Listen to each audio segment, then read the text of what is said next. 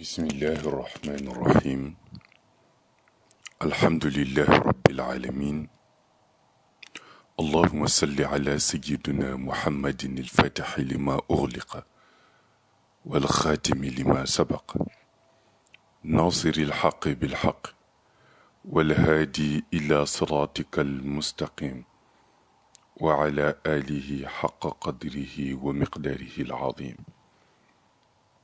Assalamu alaikum, chers frères, chères sœurs. Allah subhanahu wa ta'ala crée selon sa volonté son envie, ce qui se traduit dans les faits par la diversification illimitée de sa création. Il crée les êtres en les diversifiant de sorte que l'on peut en distinguer plusieurs subdivisions telles que les espèces, les races, les familles, les genres, etc.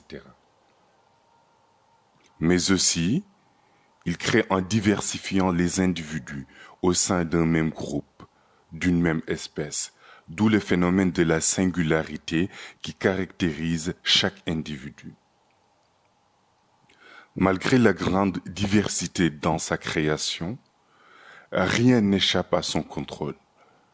Et aussi, toute la création a déjà été testée dans le monde ghaib ou invisible avant d'être acheminée dans ce bas monde. Tous les messagers d'Allah subhanahu wa ta'ala ont eu le même message à transmettre à leurs semblables, à savoir La ilaha illallah.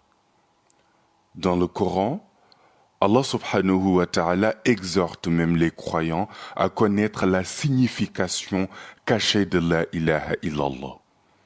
Car il renferme beaucoup de secrets à la fois métaphysiques, spirituels et mystiques. Il est en effet le centre de la création.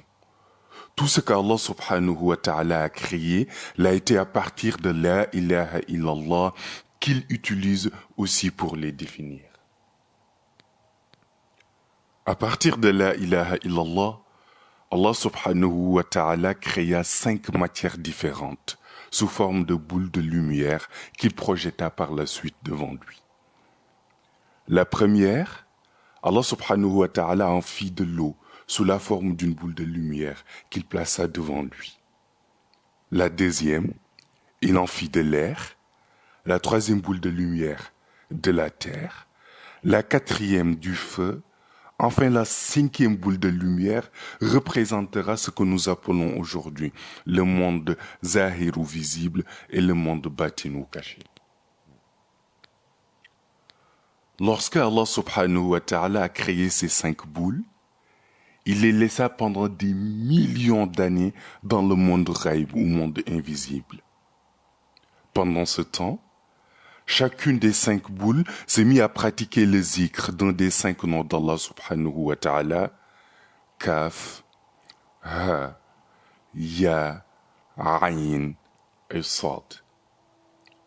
Vous remarquerez ici que ces noms ne se trouvent pas dans les 99 noms connus d'Allah.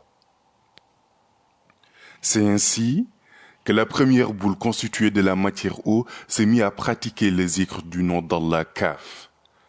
La seconde boule de lumière, avec la matière vent, s'est mise à pratiquer le zikr du nom d'Allah. Ha. La troisième boule, qui contenait l'élément terre, faisait le zikr de Ya. La quatrième, le feu, pratiqua à son tour le zikr du nom Ayn. Enfin, la cinquième boule de lumière, qui symbolise le monde zahir et le monde batin, s'est mis à pratiquer le zikr du nom Sad. À la suite de cette organisation de la création dans le monde ghaib, Allah subhanahu wa ta'ala poursuivit le processus de création de la façon qui suit. À partir des éclats de lumière qui émanent du zikr du nom Kaf, par la première boule de lumière constituée d'eau, Allah subhanahu wa ta'ala créa les poissons et tous les autres animaux qui vivent dans l'eau. Ensuite, Allah créa à partir du zikr Ha, pratiqué par la boule de lumière qui symbolise l'air, l'ensemble des animaux de la classe des oiseaux ainsi que les autres êtres qui vivent dans l'air, c'est-à-dire qui volent ou qui ne volent pas mais possédant des ailes.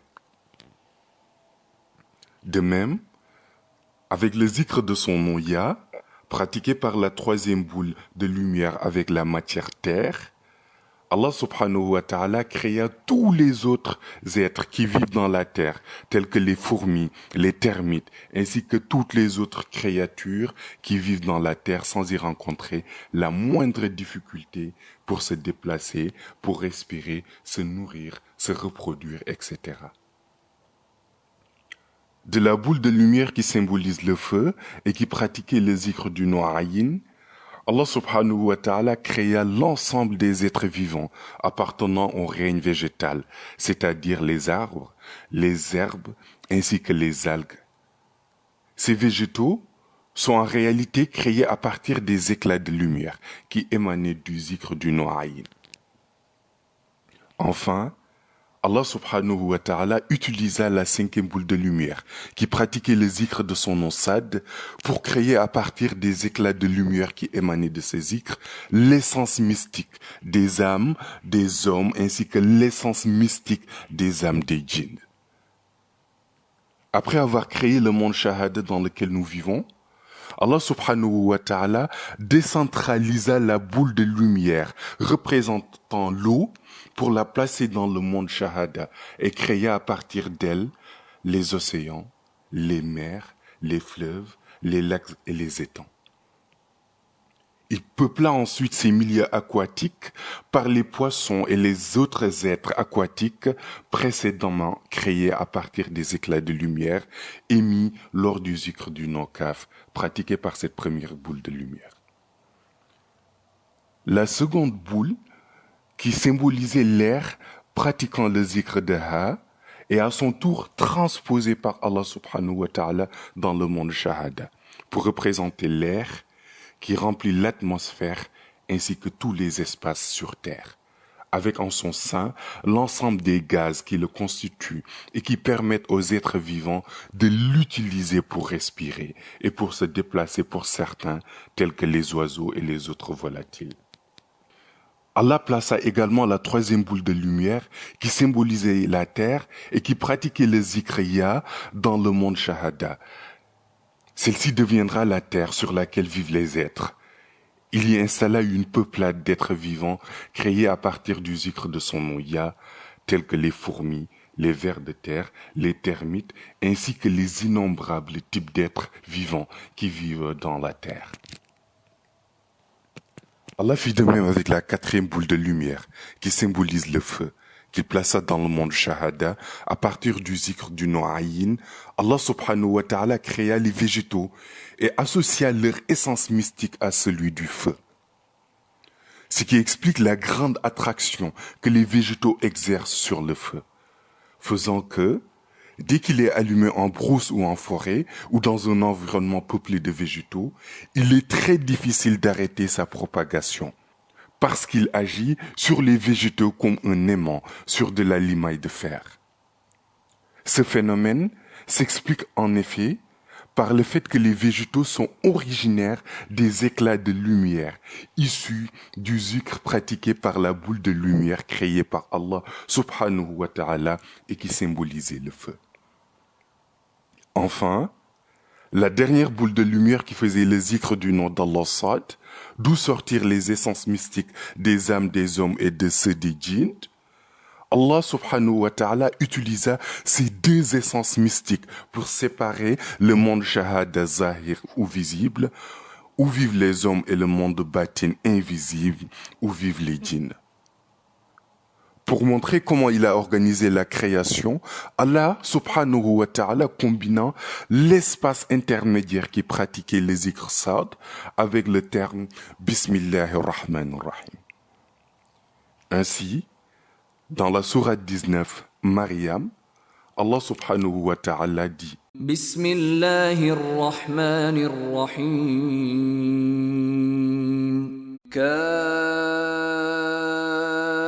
كافها يا عين صاد ذكر رحمة ربك عبده. C'est un rappel de la miséricorde d'Allah subhanahu wa ta'ala qui ramène à l'origine de la création ainsi que la manière dont Allah subhanahu wa ta'ala a créé selon sa volonté. Ce texte est tiré des enseignements de notre honorable cher Khutbul Akhtab al-Kabir, Sayyidou Mohamed el-Cheikh. Wassalamu alaikum wa rahmatullahi ta'ala wa barakatuhu.